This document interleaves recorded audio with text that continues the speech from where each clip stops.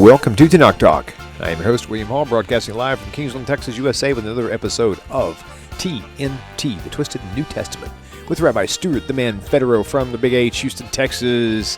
Welcome back. Don't smoke crack, Rabbi Federow. Welcome back. It's good to be back, and I don't smoke crack. I am cracked up. Okay, I'm a little crackers, but Right. So tonight's topic: Easter versus Passover. Passover versus. Well, Easter. Once again, we are coming into the Passover Easter season. I realize I have an echo. Hang on just a second. Hold that thought. What? You have an echo. I can't hear it. What's really cool is I finally figured out how to change the setting on here so that whenever the echo does show up, I can actually hear it in my headphones. Before I couldn't. And it was really aggravating not knowing how to remove that. Okay, so we're good to go now. It's all fixed. Okay. Oh, yeah, we're good. So there you go, folks. Got you covered, man. Don't need so many eyes in the back of my head now. So, yeah, so every year, we should do this every single year right at the same time. You probably should because it's only getting worse. It's not getting any better. That's right. If you take a look at the Christian missionary websites, they are now doing the Jesus in the Passover Seder stuff at liberal Christian normative denominations. Right. It's not just Baptists and Assemblies of God. It's also Presbyterian and Methodist. Yep. And they're getting a very warped view of Judaism and Passover and a warped view of the Seder, through their Christian colored glasses and what's the word? What's the word?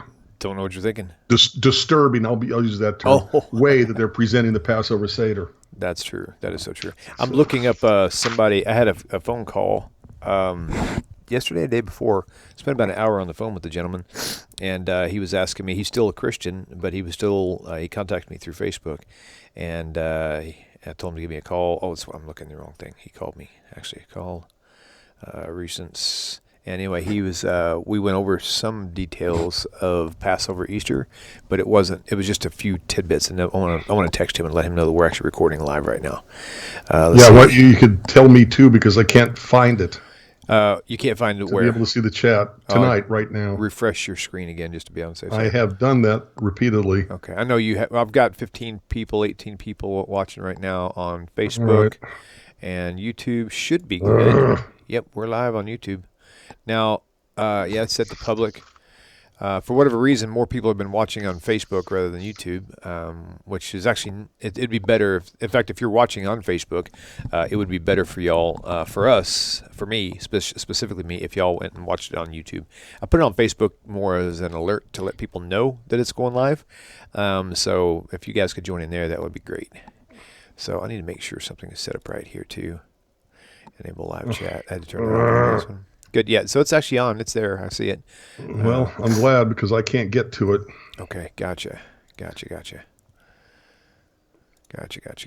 cool. All right, so the person I'm looking for, phone call, where art thou, Romeo? Ezekiel Hernandez. Okay, so I'm going to send him a message right now. Actually, I'm going to call him. I'm going to put him on speaker. I'm going to put him on speakerphone and call him right now.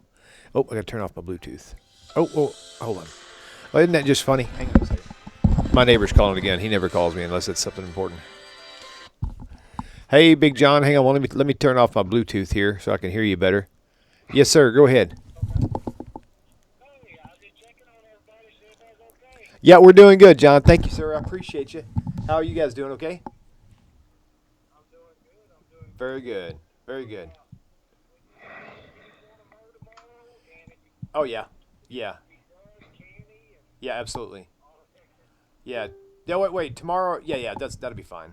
I'll let Chris know, but I'm gonna let you go for now. I'm in the middle of a show, so I'll talk to you a little bit later. Okay. Okay. Thanks. Bye. That was really weird because I hit the call button and then his name popped up and I was like, "What in the world? Did I call the wrong guy?" No, you wound up answering right at the time he was calling. Probably. Right. Meanwhile, I can't.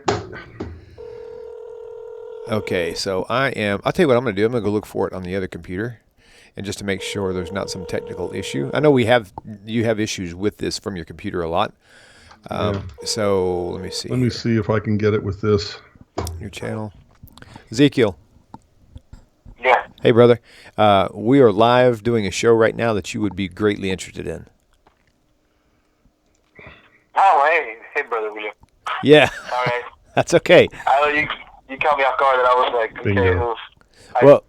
Well, you're actually live on the air right now because I've got you on speakerphone.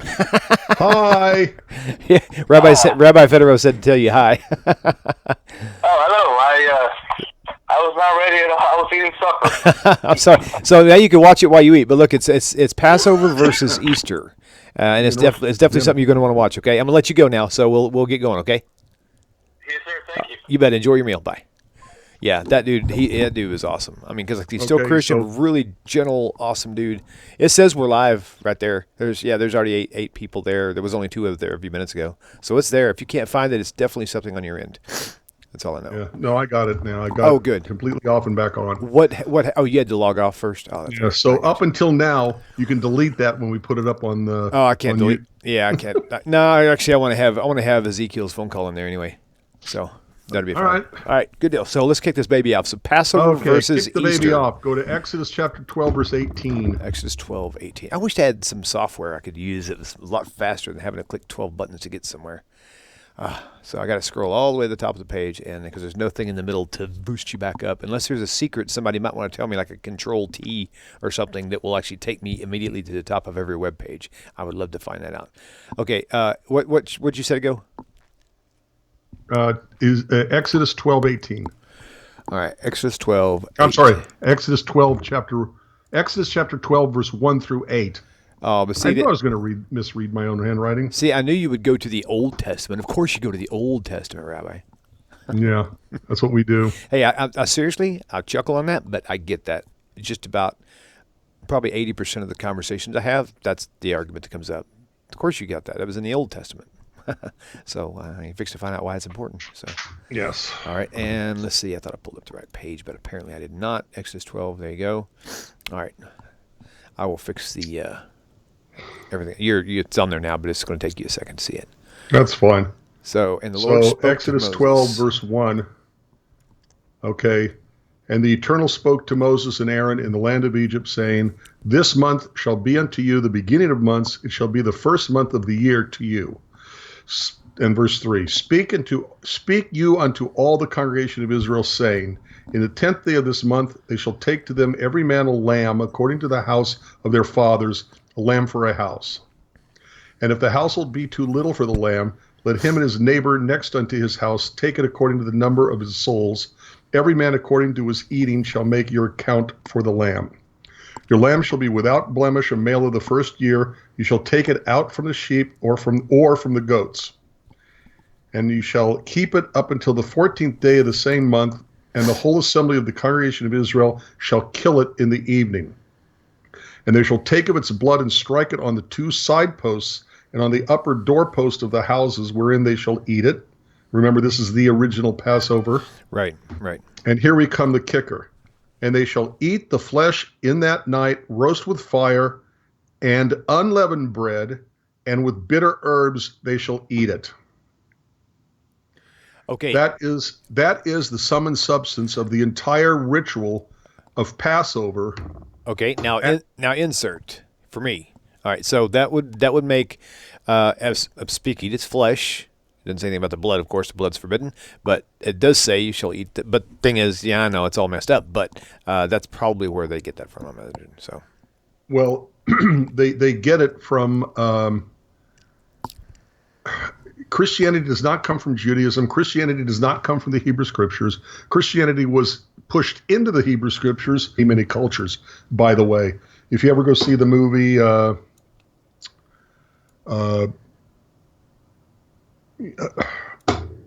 Red Dawn. oh yeah, I remember that. Okay. Well, in the movie Red Dawn, these college students go into the forest and they kill a deer. And the guy, one of the kids, the scouts, it's his first deer that he's killed. And so he's supposed to drink the blood of the deer. Why? To get the characteristics Spirit of animal. the deer. Yeah. Exactly. Right. That's the origins of communion, not this. Right. Hey, do you remember the Red Dawn? Remember around that same time there was another movie called Blue Thunder? think it had to do with a airplane pilot in the military. So what do you get when you cross Red Dawn with Blue Thunder? Purple rain. Purple rain, baby. I thought that was great. That's very cute. I like that. Cute. Okay. Very good. So the point is that up until, beginning here in Exodus 12, verse 8, okay, the commandment is for Passover, to commemorate the Exodus from Egypt, is to eat the lamb or goat roasted with fire, with unleavened bread, and with bitter herbs. Okay? Got it. Okay. It. Now I want you to go to Deuteronomy 16. Deuteronomy 16. Okay. Okay, 1 second. Remember, I got to navigate. Deuteronomy 16. Verse. We can begin with 1. Okay, it's on screen. Well, not for you. Observe the month of Aviv and keep the Passover unto the eternal your God. For in the month of Aviv, the eternal your God brought you forth out of Egypt by night. You shall therefore sacrifice the Passover unto the eternal your God of the flock and the herd in the place which the eternal shall choose to place his name there. What is the place this is referring to? The altar of the temple. The altar in the temple. Yeah, right. Okay. So here it says that you take the lamb, okay, into your house, maintain it.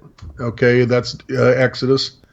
And on this day, okay, for Passover, you take it to the temple, okay, and sacrifice it.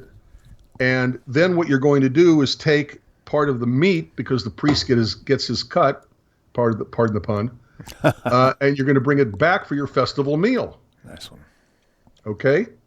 Take a look forward by a few verses, okay, to verse 5. Okay. What does it say? I didn't realize it didn't actually fit on the screen. There we go. Let me scroll up some more. Thou mayest not sacrifice the Passover within any of your gates, which the Lord your God has given you. But at the place which the eternal your God shall choose to place his name in, which is the temple, there you shall sacrifice the Passover at even at the going down of the sun, at the season that you came forth out of Egypt. They're just violating all kinds of not just suggestions, but commandments. That's an actual law. Right. Wow. Which means you don't do it anywhere. You do it explicitly at the temple. Right. Okay. Now, let's show this in action. Okay. Second Kings. Okay. Let me chapter 23. Scroll back up again. Okay. You waving at me or the flies? I'm waving at the mosquito that's got in my house. Second Kings. Second Kings chapter 23. 23. Okay. Yeah, you can go to verse 21. Okay. And the king commanded all the people, saying, keep the Passover unto the Lord your God, as it is written in the book of this covenant. Okay. Keep going. Surely there was not holden such a Passover from the days of the judges that judged Israel, nor in all the days of the kings of Israel, nor of the kings of Judah. But in the 18th year, King Josiah, keep going. Yeah. Okay. 18th year of King Josiah, wherein this Passover was holden to the Lord in Jerusalem. Where was it held? In Jerusalem. Well, that's why exactly. It even emphasized. So it's like a double emphasis then, because it says, as it was said in the book of this covenant. Exactly my point. Right. In other words, Jewish tradition has always understood where his name will dwell, or the place that he chooses to have his name dwell, et cetera, is obviously the temple in Jerusalem. Right. Okay. And until then, it was at the tabernacle that wandered around with them in the wilderness, clearly where God would choose to be. Yep. Okay. Cloud by day, fire by night kind of thing. And when Solomon built the temple, okay, clearly that's what was meant by this. So the point of what I'm saying is is that it tells us the purpose of Passover. It tells us the ritual of Passover. It tells us where the ritual takes place. Right. Okay. The purpose of the Passover is to remember that God passed over the houses because they took the idol of the pagan Egyptians. Their idol was in the shape of a lamb. Mm-hmm. Okay. And in front of them, flipping their nose at them, yep. Killed their god and slapped its blood on the doorpost as a way to thumb their noses at the Egyptians. We're not afraid of you anymore. Mockery and insulting and everything. Exactly. Right. Okay. The ceremony they're supposed to do is to take the lamb to the temple and sacrifice it there. Take part of the lamb's meat back to your house for a festival meal, the meal that celebrates the festival, and eat that meat with unleavened bread, matzah, and bitter herbs. What this shows us is until the temple was destroyed in the year 70, this would have been the ceremony for the Jewish community, Passover being one of the 3 pilgrimage festivals. Right. When Jesus was living, the temple was still standing. Okay. Where's the Passover Seder in everything we've read? Where is there a Haggadah in anything we've read about? Right. Where is the dipping of parsley into salt water? Where is the charoset? Where is the egg on where's the Seder plate? Where is the various pieces of matzah? My point, though, is that Jesus would never have known anything about a Passover Seder. His celebration of Passover, as described in, I didn't write this down in advance, but it's in Matthew, for example, and let's go to, let's see, okay.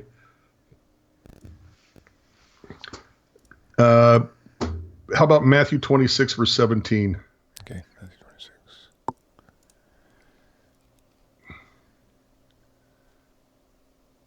17. Okay, there it is right there. Let's get the screen swapped over. 26:17. Now on the first day. It's just the Passover with the disciples. Right. Now the first day of the Feast of Unleavened Bread. Now the first day of the Feast of Unleavened Bread, the disciples came to Jesus saying, where do you want us to prepare for you to eat Passover?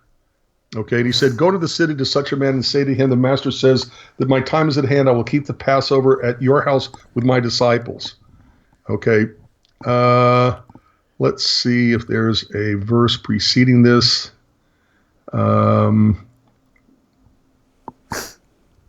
Okay, they're in Bethany already, which is just outside of Jerusalem. All right, at any rate, the point is, it's not here. Okay. The point is that they have to go to the temple to get the lamb. I thought it was here. Maybe it's in one of the other. Let me check out Luke, see what it says. Let's see. No, it doesn't say. It just says go to prepare the. All right. At any rate, the point is that everything Jesus would have done would have been involved with the temple because the temple was still standing. There might have been what we would call antecedents to the Passover Seder, but the word Seder means order, and there's no order that had been set in, or a Haggadah or Seder plate or any of those symbols.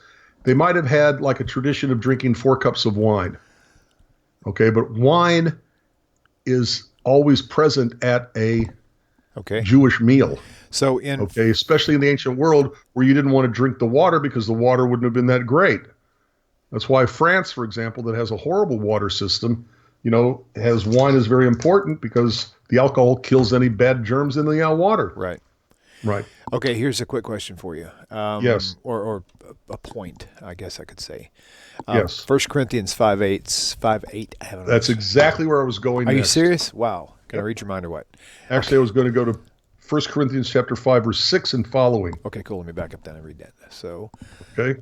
right now I've got it on the screen. Your glorying is not good. Know ye that a little leaven leavens the whole lump. Purge out therefore the old leaven, that dang, I hate the King James, that you may be a new lump, not lamp, as you are unleavened. For even Christ our Passover is sacrificed for us. Therefore let us keep the feast, not with the old leaven, neither with the leaven of malice and wickedness, but with the unleavened bread of sincerity and truth. Right, but see what's happening here.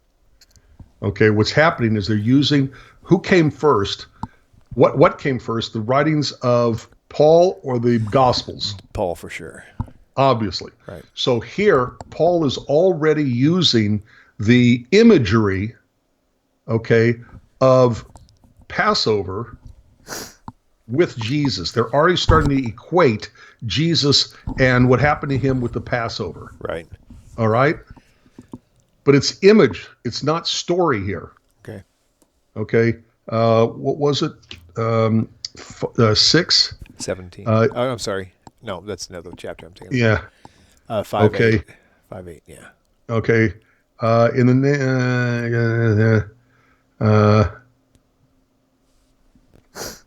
Yeah. Your glorying is not good. Know you not that a little leaven leaveneth the whole lump.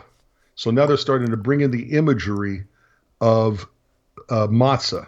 Right. Purge out, therefore, the old leaven, that you may be a new lump, as you are unleavened, for even Christ our Passover is sacrificed for us. So now you get this whole equation of Jesus as the Passover lamb and the imagery, not the history, the Right. imagery of Passover being used to understand Jesus and to explain Jesus. Right. Then you have the imagery, not the imagery, the history, that's in quotes, of the whole Passover Seder and all that stuff. And that's a very great difficulty in the Christian New Testament. Right. Okay?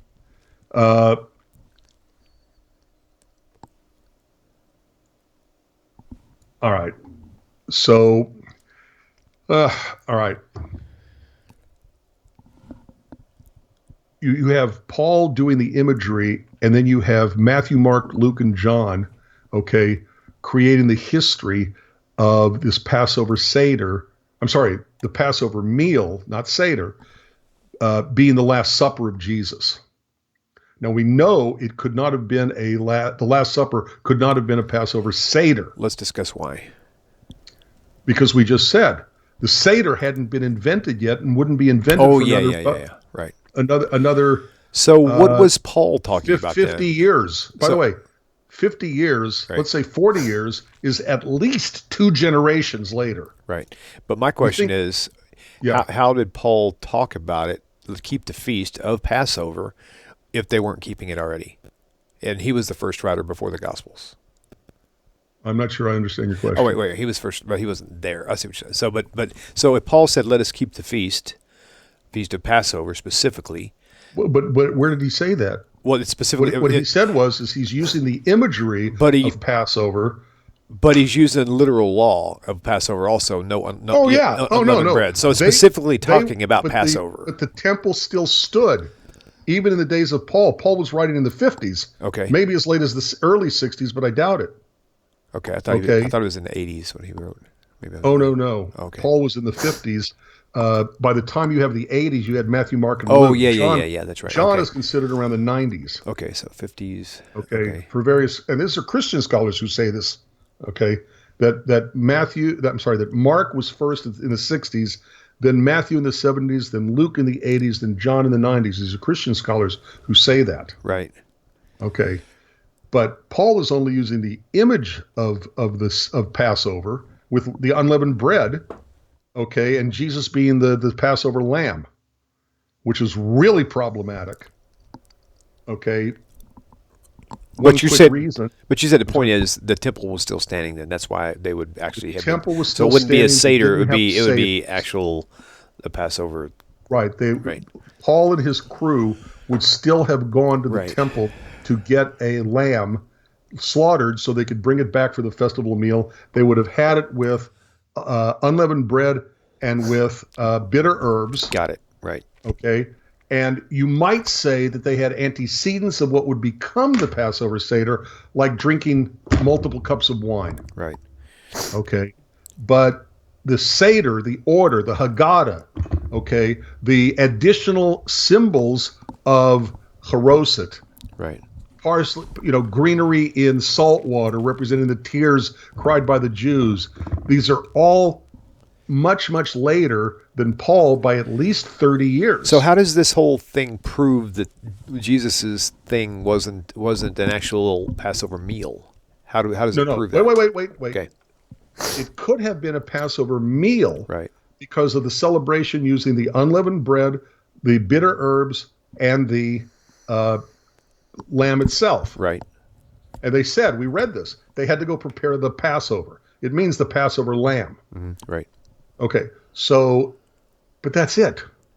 I find That's what they would have been doing. I find it ironic that the only visual, if Christians, that's it's not really proof to them, but I find it's very interesting. The only visual proof they could have are all these ancient paintings of the Last Supper, and it's not unleavened bread. It's like a fluffy loaf of bread.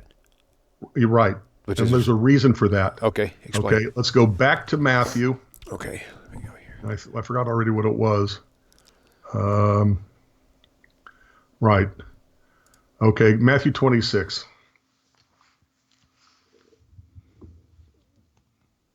Okay, verse 17. Okay. Now the first day of the Feast of Unleavened Bread, the disciples came to Jesus, saying to him, where wilt thou that we prepare for you to eat the Passover? And he said, go to the city to such a man and say to him, the master says, my time is at hand. I will keep the Passover at your house with my disciples. And the disciples did as Jesus had appointed them, and they made ready the Passover. Now when the evening was come, he sat down with the 12. As they did eat, he said, verily I say to you that one of you shall betray me. And they were exceeding sorrowful, and began every one of them to say unto him, Lord, is it me? Is it me? Is it me? And he answered and said, he that dips his hand with me in the dish, the same shall betray me. What's in the dish? Wine. Why would they dip matzah in a... That doesn't make any sense. There's no matzah. That's all weird. It says, he who dips his hand with me in the dish, the same shall betray me. Well, what would you dip in? The only thing I would ever see them dipping into that would be bread into wine or something like that. That'd be my first thought. How about hummus? Okay. Okay. How about I don't know what. But my point is, it can be anything. Right. But it definitely wasn't there's matzah. No reason I'm sorry, go ahead. It couldn't have been matzah though, because nobody dips matzah in anything other than maybe hummus or something like that, right? Well, nowadays in the Passover Seder, we dip. We dip the Haroset, with the maror. Yeah, right. Okay, there are things that we Lettuce, dip. Right. Okay. Of course, this is for the explicit purpose of answering that great theological question. Who put the dip in the dip? All right. So my children, I say that every year, and they get tired of hearing it. But if I don't say it, they're going to be upset. All right. At any rate, the point is that we don't know what was in the dish. It could have been anything. Anything is possible. Nowhere is it described what was in it. Keep that in mind. Okay. Okay. Most likely, it was the bitter herbs that are prescribed that we read in Exodus 12:8. Which means this would be a Seder. No. Oh, it would be a Passover meal. Careful with your words. Yeah. Well, no, I said that on purpose, but then I had to think, well, the temple's still there. So, no, it wouldn't have been a Seder meal. Right. It would have been the actual Passover. Right. The only symbols you need are bitter herbs, unleavened bread, and the lamb. Okay. Okay? But we don't know what's in the dish. Right. The Son of Man goes as it is, this is verse 24, okay? The Son of Man goes as it is written of him, but woe to that man by whom the Son of Man is betrayed. It had been good for that man if he had never been born. Then Judas, which betrayed him, answered and said, Master, is it I? He said to him, you have said. By the way, the term you have said is also exactly what Jesus said to Pontius Pilate. Right. When Pontius Pilate accuses him. So a yes to Judas is the same yes he gave to Pontius Pilate that he felt himself to be Right. Gotcha. the Messiah or whatever. Okay. As they were eating, Jesus took bread and blessed it and broke it and gave it to the disciples and said, "Take and eat. This is my body." And he took the cup and gave thanks and gave it to them, saying, "Drink ye all of it, for this is my blood of the New Testament, which is shed for many for the remission of sins. But I say to you, I will not drink henceforth of this fruit of the vine until that day when I drink it new with you in my Father's kingdom." Okay, and when did Jesus ever drink wine again that we know of? He didn't. Okay, Yeah. and they'll say, "Oh, but the vinegar." Well, vinegar isn't wine. Right. Okay, Now- at any rate, the point is this. Earlier, you had some form of dish with, we don't know what was in it. We presume it would be the bitter herbs. Okay. But in Matthew 26, 26, 27, 28, 29, here's a prime place where the authors of the New Testament, when they're inventing the history of this Lord of the communion, could have taken a third symbol, but they don't. Okay. They take the unleavened bread, and that becomes the body of Jesus. Right. They take the wine, which becomes the Blood. blood. Okay. But where's the bitter herbs? Eat this bitter herbs in remembrance of the bitterness of my death for you, or something like that. So there's only 3 major components, and they only chose 2 of them. And they only have 2 of them. Oh, I'm sorry, they only have 1 of them. Right. Wine is never commanded to be at the Passover Seder. Okay, I'm sorry. right. Why do I keep doing the same thing? Wine is never commanded to be consumed at Passover. That's like saying go to a restaurant and make sure you have water. Water's Yeah. going to be there, of course. Right. I see what you mean. Okay. So here they could have used, okay, they'll say, well, Jesus was the lamb, so the lamb is there. Okay. And unleavened bread is what they're eating. But why didn't he take, if they had it there, why didn't he take bitter herbs? Right. Okay. It would have been very easy for him to make an analogy of bitter herbs as Right. part of the Last Supper, as part of the communion, the ceremony, the ritual. Right. Okay. Certainly, he doesn't say anything about salt water, the tears that you will cry for me. He doesn't talk about it's not there because it hadn't been invented yet. Right. I will say that this part right here, verse 26, does say that he took the bread and they broke it. So I guess He took the bread. It doesn't say he dipped the bread. Right. It says Jesus took the bread, he blessed it, and he brake it. So it's definitely giving you the idea of hard bread. So that would mean that the paintings that Christians came up with, they overlooked this small detail. Well, here's the problem with that. Okay. And for that, you have to look at the Latin, the Greek, and the Hebrew. Oh, okay. Very good. In Go ahead. Hebrew, okay, we have 2 different words because Right. there are 2 different kinds of bread. Lechem and matzah. There is lechem, which is bread, Yep. leavened bread, and there is matzah, which is unleavened bread. Right. Very good. In the Greek, you have adzumos, Okay. which is unleavened bread, and artos, which is leavened bread. Okay. In the Latin, the Vulgate, you also have 2 words, one meaning unleavened bread, one meaning leavened bread. Right. In Matthew, in Mark, in Luke, and in John, every single time they talk about the kind of bread that Jesus had at the Last Supper, they do not use the word for unleavened bread. Really? They use the word for leavened Interesting. bread. And to be fair, breaking bread is a figure of speech anyway. Well, it's a figure of speech, but you can break a piece of matzah like you can break a loaf of bread. Yeah. Okay, That's really good. I didn't know about that on the word Greek. for bread Wow. is leavened bread. Right. So that would Okay. suggest that this is not even a Passover meal. Exactly. Not much less a Seder. And much less a Seder because it hadn't been invented yet till Right. about the middle 80s. Right.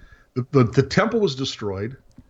Okay, you can't go to the temple to do Passover anymore. So Gamaliel II basically invents a ritual, puts it in the home, which is the new temple. Okay, the Mikdash Ma'at, the small sanctuary, isn't the synagogue, it's the home. Okay, the dinner table at Shabbat becomes like the altar.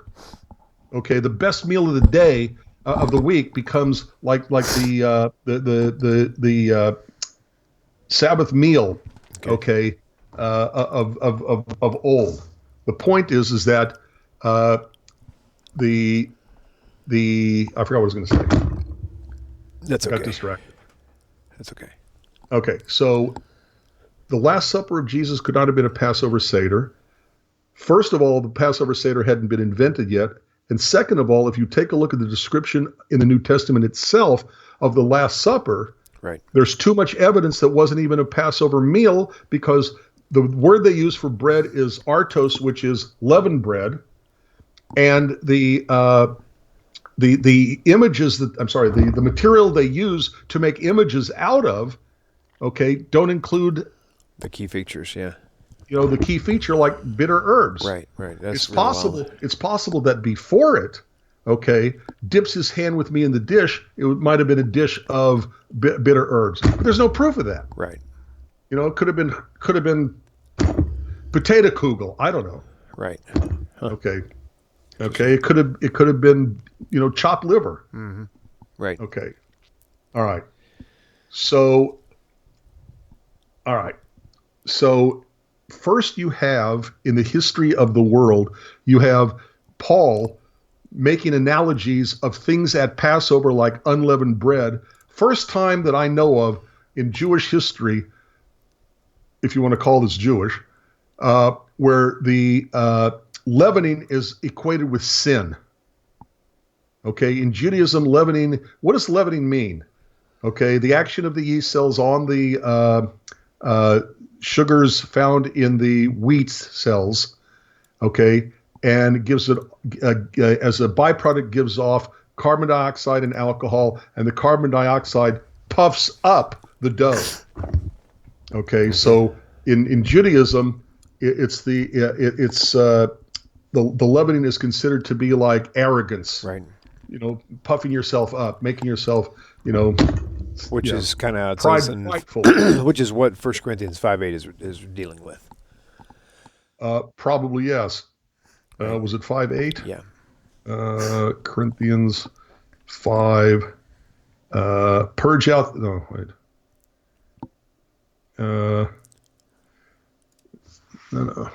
No, it was 5:2. And you are puffed up and have not rather mourned. No, I mean the part that says, let us keep the feast not with the old leaven, but with right, the leaven of malice and sincerity. Right, because he wants to equate leavening with sin. Right. That's his. They give you a disease you don't have. Right. They convince you have an illness you don't have, which is sin, and then they tell you they have the only cure, which is Jesus dying for your sin. Right. Okay. So, the whole thing of this Passover Easter connection is forced at best. Okay. The Passover Seder hadn't been invented yet. Okay. The whole point of Passover was to remember the Exodus from Egypt, not somebody dying saving you. The Passover lamb was worshipped by the Egyptians, so we were thumbing our nose at their religion, at their gods, and we were saying we're not afraid of you anymore. Twice in the Torah, before Exodus, you have statements made about how the Egyptians worshipped the lamb. Joseph tells his brothers, don't tell everybody you're shepherds, okay, because they disdain people. Gods shouldn't have to be taken care of. So they don't like shepherds. But they tell Pharaoh that they're shepherds anyway. Okay. You also have, when Moses first in the book of Exodus, when you have Moses coming to Pharaoh, they say we want to worship our God and offer a sacrifice. What we sacrifice is worshipped by the Egyptians. We can't do it here. You got to let us go so we can go do that, and because we'll get killed. Well, by the time the 10th plague happens, okay, they don't feel afraid anymore of the Egyptians, and they slap the blood of their God up on their doorpost. And now Christians want to make they want to make Jesus the Lamb of God, which is fine because it's another pagan idol. Right. Yep. Okay. So, what am I missing? What about the need for sin? the sin sacrifice on Easter, because they claim Easter is Passover. Well, Jesus died for your sins. Right. Please remember everything we've said about please remember everything we said about the Passover lamb not having anything whatsoever to do for sin. Right. It's not a sin sacrifice. It's actually the only way to say to God, okay, God, we hear your command. The first time a commandment is given to the people of Israel as a group is to sacrifice the lamb and to put the blood on the doorposts. And so it's the way of saying, God, we will obey you from now on. Right. Okay, we hear and we will do. We hear your command, we'll do your command. Okay. Yep. So the purpose of the lamb after this is to commemorate the Exodus from Egypt. That's all. And the primary reason was to prove yourself to Hashem that you don't fear the Egyptians' gods, but you fear Him. Exactly. And so Jesus would have been, if in fact He was a Passover lamb, it would have made Him a pagan god. Right. Is what that would have made Him. Not the God of the Israelites. Right. If they want to say he's the lamb, Jesus is the Lamb of God. Hey, go for it, because the lamb was a pagan god too. Right. Absolutely cool. Yeah. Let's see. I'm going to see if I can follow some of the comments on YouTube and see if there's anything that I am missing. What did you? Oh, here there. I had to refresh my page because actually he made sure that the chat was enabled. And it is. Oh, by the way, wait. We forgot to talk about, which we know already. We've done it a million times. Jesus was a human. He wasn't a lamb. He wasn't an animal. He was a human. Right. Okay. God would have rejected Jesus as a sacrifice, first because he was human, and second of all, which we did read today, the lamb that was sacrificed had to be without blemish. Blemish has nothing to do with sin. Lambs cannot sin. So saying a lamb's blemish is sin is ridiculous, because how does a lamb sin? Right. Okay. Blemish means a skin problem, and Jesus was scourged. He was beaten. Okay, he wore a crown of thorns, and the thorns in every single picture I've seen of Jesus wearing the crown of thorns, it punctures his scalp and he's bleeding, right, rendering him useless. Even if God, which he doesn't, even if God would have accepted a human sacrifice, he would not have accepted Jesus, because Jesus was blemished. Right. Okay. Beaten beyond so recognition. that's something we have to make sure that everybody understands. Right. That's a great point. As a matter of fact, Deuteronomy 12:31, every abomination to the eternal which God hates, they have done to their gods, for even their sons and daughters do they burn in their fire to their gods. So Deuteronomy 12:31 explicitly says that human sacrifice is an abomination and something he hates. Right. And they'll say, oh, but he was God. Well, pardon me, but our God cannot die. Sorry about your Christian God. Exactly. Yep. Okay. Let's see. All right. Pretty sure we got everything. Yeah, I think so too. I just opened up the phone lines. Good. Because we have about 15 minutes left. So if anybody wants to call in. I said we should do this real quick. So. Yeah, for sure. That was good. Yeah. By the way, you know that Leviticus chapter 4, verse 27-28 explicitly says that a person's sacrifice for sin is supposed to be a female goat without blemish. Right. For the sin which he has sinned. And if you continue with Leviticus chapter 4, verse 32, and if he brings a lamb for a sin offering, he shall bring a female without blemish. So Jesus was male, not female. Jesus was a human, not a lamb. Oops, on both counts. He couldn't be a sin sacrifice, and he couldn't be a Passover sacrifice either. Yep. Furthermore, the idea of any kind of blood sacrifice was never accepted for intentional sin anyway. Right, exactly. So okay. Good. All right, I'm going to put the phone number on the screen now. I had it. Yep. I forgot to create that little blurb. So I'm going to do that right now. Bear with me. I want to make it big enough for people to see it, larger than life. And Andrea writes, chocolate-covered egg matzah is yummy.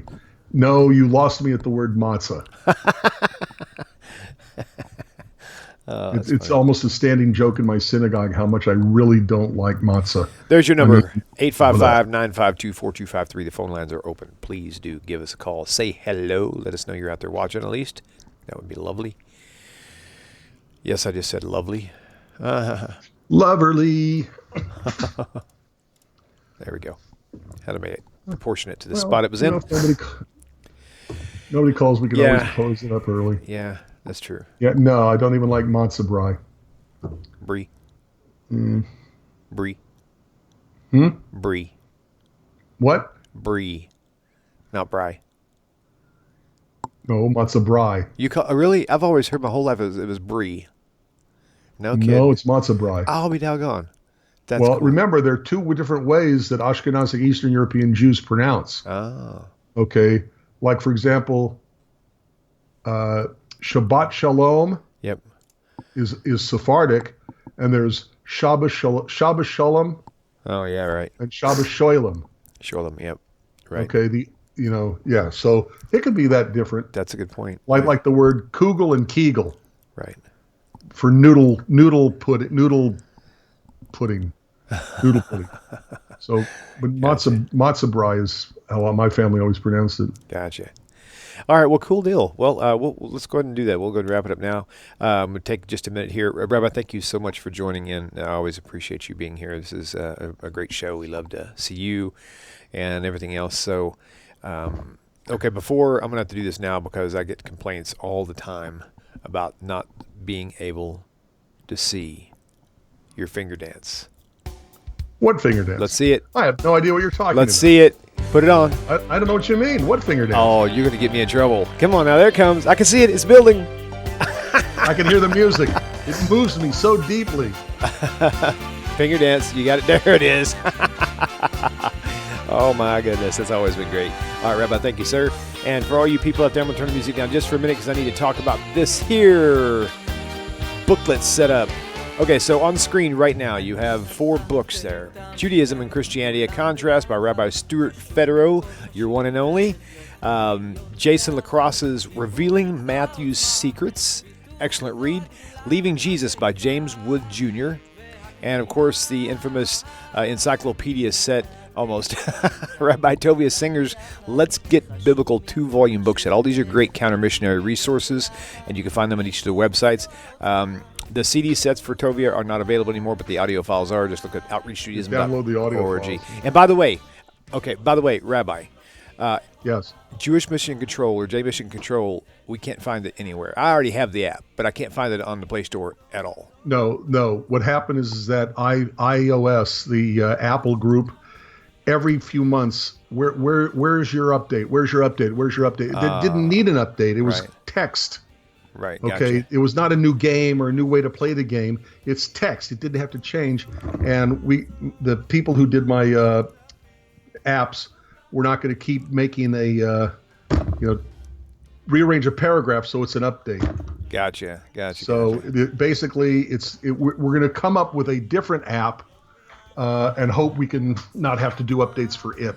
All right. Well, good deal. We have to keep us updated. But that's down the road at some point. But keep us updated. WhatJewsBelieve.org. Yes. WhatJewsBelieve.org should be able to be viewed very well by any device. And it's just like the app. And it is the app. The app was the text of the website. It was muddled right after it. Very good. Yep. All right, Rabbi. Thank you, sir. We'll see you guys later. Shalom, everybody. Peace. Shalom.